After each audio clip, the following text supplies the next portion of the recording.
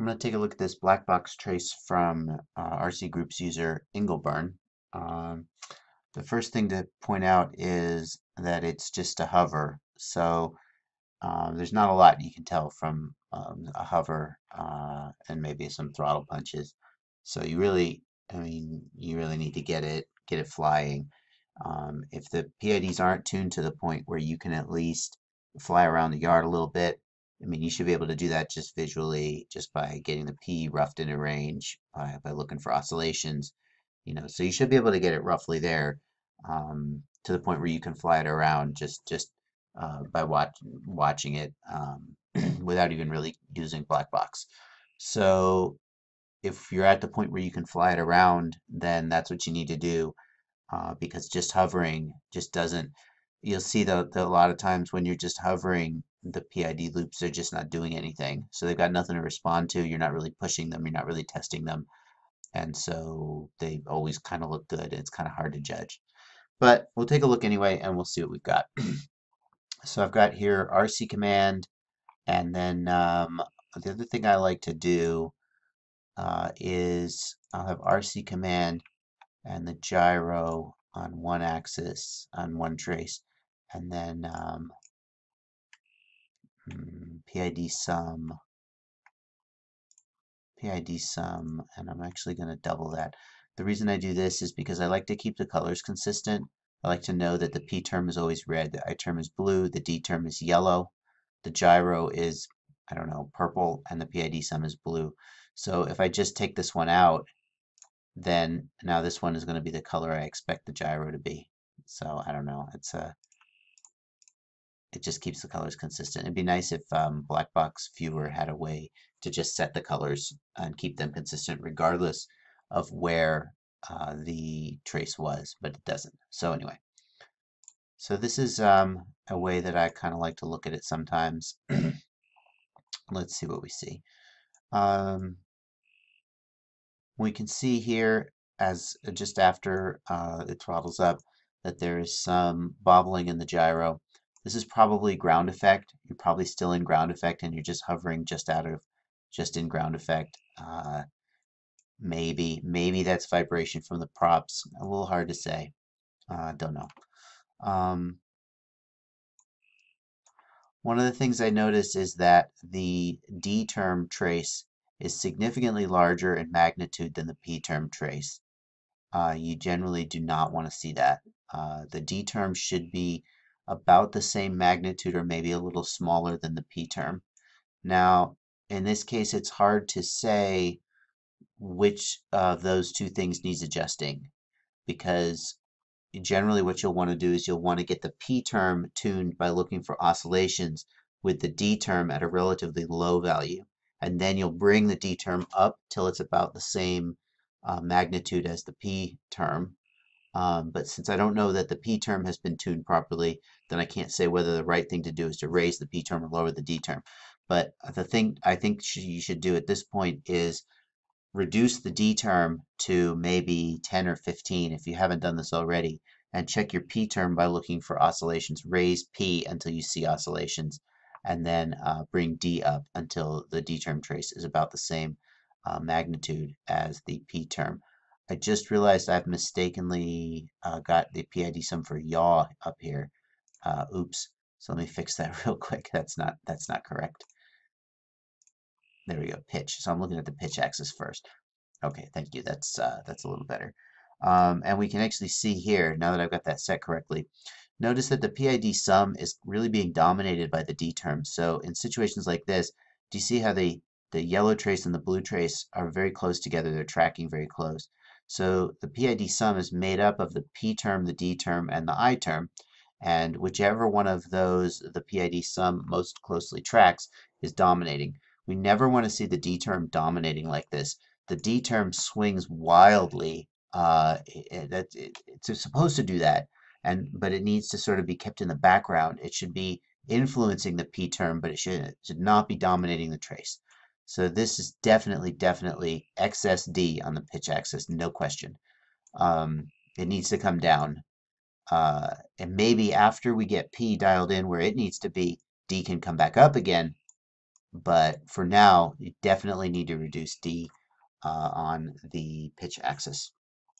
Is there anything else to see? Let's just take that PID sum and let's take the D term out as well. Let's just look at another thing I like to do, I learned this trick from Boris, credit where credit's due, is I like to zoom all the way out and look at the thickness of the gyro trace. The thicker the gyro trace is, the more noise is getting in. It's a little hard to judge this in a vacuum, like without knowing the settings. Like I don't know what your gyro cut, I don't know what your gyro LPF is set to. That may actually have been in the post. Hold on. No, it doesn't look. So I don't know your settings. If I knew your settings, I might be more confident about making an assessment. Overall, the gyro trace doesn't look too noisy. I'm just looking at the thickness of the line. But the P term is all over the place. It's way too jagged. So this makes me wonder if you need more noise filtering either on the gyro, because the D term was also all over the place. Kind of suggests that maybe you need more filtering on the gyro. So either lower gyro cut hertz. I'm assuming you've got gyro LPF set to 256 like people tend to be doing now with the custom firmwares. If you're using the stock 1.9 firmware and you've got gyro LPF equals 42, uh, get one of the custom firmwares with the soft filters so that you can have better filtering. Because you can see that, like I don't know exactly what the scenario is. The gyro trace doesn't look terrible. It looks a little noisy, but not terrible. The P term looks just terrible. So either we need more filtering on the gyro to get, and then the P term will inherently be less noisy because that's where the noise comes from, or we need filtering specifically on the P term, which the Boris's custom firmware does have. So that's the pitch axis. Let's just take a look now at the roll axis. Gyro roll, and then gyro plus PID roll, and we'll change that to PID sum roll.